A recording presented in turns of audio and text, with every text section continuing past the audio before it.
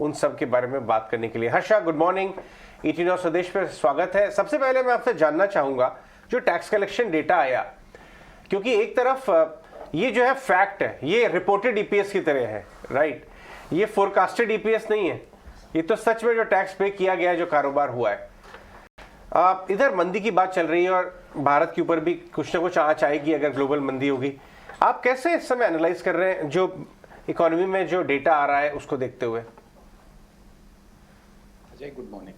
अगर आप पिछले 4-5 साल की बात करें तो हर बार जब भी आप भारतीय बाजार को एनालाइज करते थे, आपको कुछ ना कुछ नेगेटिव दिखाई देता था। कभी बैंकिंग सेक्टर का प्रॉब्लम, कभी रियल एस्टेट सेक्टर का प्रॉब्लम, कभी GST इम्प्लीमेंटेशन में जो बिजनेसेस में हिकअप हुआ, कुछ ना कुछ प्रॉब्लम जो इंडिया स्पेसिफिक प्रॉब्लम दिख रहे थे। लेकिन ग्लोब से जो था, इजी लिक्विडिटी था, इंटरेस्ट रेट्स लो थे और बाजार ठीक ठाक कर रहा था, राइट।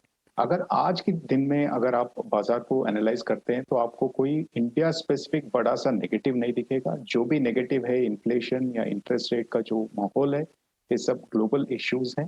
जरूर इंडिया पे भी थोड़ा असर पड़ेगा, लेकिन हमारा मानना यह है कि इंडिया बहुत डिफरेंटली प्लेस्ड है। It's a bright spot in the overall globe.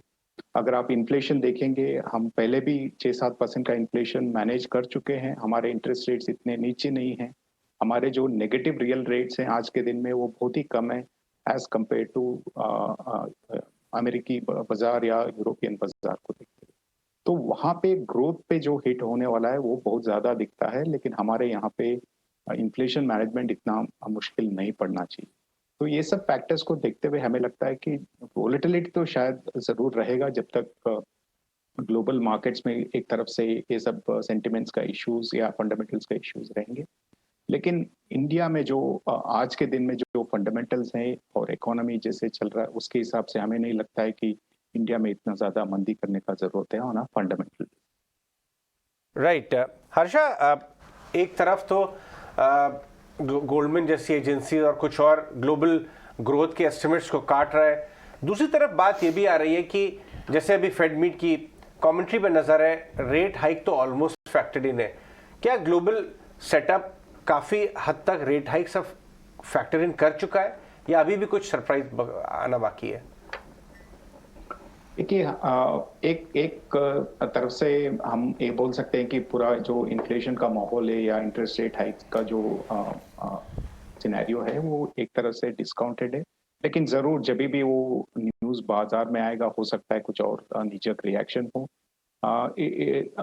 ये डिपेंड होता है कि उस समय पे मार्केट में क्या एक्सपेक्टेशंस है, क्या पूरा डिस्काउंट हुआ है नहीं। अगर पूरा ही डिस्काउंट हो गया है, शायद न्यूज आने के बाद एक उछाल भी दिखाई दे सकता है। लेकिन जरूर ये है कि आप भारतीय बाजार में अगर आप इन्फ्लेशन की बात करें या इंटरेस्ट रेट हाइक की बात करें, शायद 1-2 बार हमें और इंटरेस्ट रेट हाइक देखने को मिलेगा। लेकिन अगर दुनिया भर में अगर आप देखेंगे, वहां पे ज्यादा प्रॉब्लम है। वहां पे शायद और ज्यादा शार्प इंटरेस्ट रेट हाइक्स देखने को मिलेंगे, बहुत ही फ्रीक्वेंट इंटरेस्ट रेट हाइक्स देखने मिलेंगे।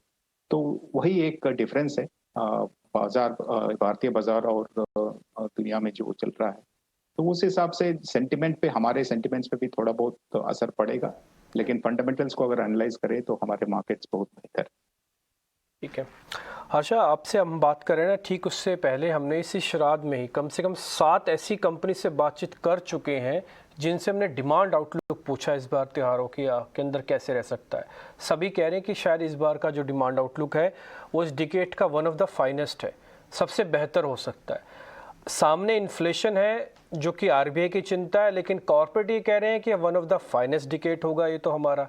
तो इसका मतलब ये है कि हमको कंज्यूमर वाली कंपनीज पे ट्रस्ट रखना चाहिए, उन कॉर्पोरेट्स की बात को मानना चाहिए। ऐसा आप भी मानते हैं? बिल्कुल। पिछले महीने हमारा एक कॉन्फ्रेंस चला था जहाँ पे करीब करीब 150 से 200 टॉप कंपनीज के CFOs या सीनियर फाइनेंस प्रोफेशनल्स पार्टिसिपेट किए थे। वहां पे भी हमें यही जो फीडबैक आपने बताया, इसी तरफ का फीडबैक मिला था। तो हमें लगता है कि इन्फ्लेशन का जो इश्यू है या प्राइसिंग पावर पे जो इश्यू है या प्रॉफिटेबिलिटी पे जो इश्यूज हैं, वो शायद कंटिन्यू करेंगे। लेकिन डिमांड पे कोई ऐसा नेगेटिव असर आज के दिन में नहीं दिखाई दे रहा है। तो हमें लगता है कि सेल्स ग्रोथ तो ठीक ठाक ही रहेगा और प्रॉफिटेबिलिटी पे depending on company to company थोड़ा बहुत असर हो सकता है। वो भी हमें लगता है कि सितंबर क्वार्टर तक ही रहेगा और वहां के बाद जो इन्फ्लेशन में गिरावट हमें देखने को मिला है कमोडिटी इन्फ्लेशन में, उसका पॉजिटिव इम्पैक्ट भी रहेगा। तो यानी कि ये जो प्रॉफिटेबिलिटी जो हर्ट हो रहा है वो ट्रांजिएंट इश्यू है, हमें नहीं लगता है कि बहुत लंबी देर तक चलेगा। और जैसे आपने बताया कंज्यूमर फेसिंग कंपनीज के लिए तो डिमांड बहुत ही स्ट्रांग दिख रहा है, लेकिन हमें वैल्यूएशंस का भी ध्यान रखना चाहिए, सिर्फ डिमांड की नहीं। तो ओवरऑल जहाँ जहाँ डिमांड ठीक है, जहाँ जहाँ पे प्रॉफिटेबिलिटी पे इतना नेगेटिव असर नहीं है इन्फ्लेशन का, और अगर वैल्यूएशन भी वहाँ पे महंगा नहीं है, तो वही सेक्टर्स है जो आपको आउट परफॉर्मेंस दिलवाएं।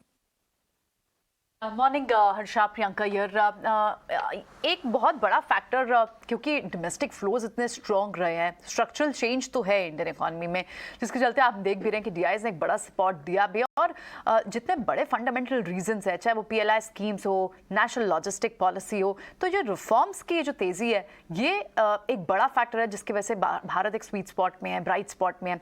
इन सभी स्पेसेस में, इन सब सेक्टर्स में, चाहे वो पीएलआई हो, डिफेंस हो या फिर नेशनल लॉजिस्टिक पॉलिसी हो, आप कौन से स्पेसेस से सबसे ज्यादा प्रॉमिसिंग बेट्स ढूंढेंगे?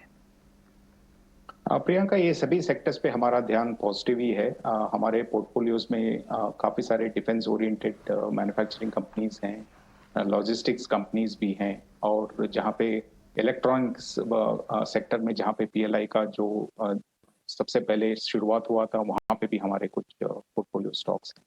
तो यानी कि ये सब जहाँ जहाँ पे भी आपने बताया, जहाँ पे भी पॉजिटिव रिफॉर्म्स हो रहे हैं, तो वहाँ पे हमें लग रहा है कि ये रिफॉर्म्स 1-2 साल की बात की नहीं है, ये लंबी अवधि के लिए यहाँ पे रिफॉर्म्स चलेंगे। और जो डिमांड की बात करेंगे तो वो भी कंसिस्टेंट होना चाहिए। और वैल्यूएशन ये काफ़ी सारी सेक्टर्स में पहले इतने महंगे नहीं थे, और वहाँ पे री रेटिंग का भी एक एक्सपेक्टेशन रख सकते हैं, और काफ़ी हद तक वो हुआ भी है कुछ कुछ सेक्टर्स में। आईटी स्पेस में एक व्यू ये है कि ग्लोबल ग्रोथ का इम्पैक्ट इधर आएगा, और दूसरी तरफ एक खास बात अच्छी आ रही है कि जो एट्रिशन लेवल है और वेज हाइक का प्रेशर है वो पीक आउट हो गया है। इनफैक्ट जहाँ 40-40% हाइक साल में 2-3 बार हो रही थी, वहाँ एक बार भी अब शायद बहुत मॉडरेट हाइक आएगी। क्या ये फियर उसके बिहाइंड है सेक्टर के? क्या वैल्यूएशन अट्रैक्टिव इनफ हो गए हैं वापस एंट्री लेने के लिए, फ्रेश बेट्स लेने के लिए आईटी में?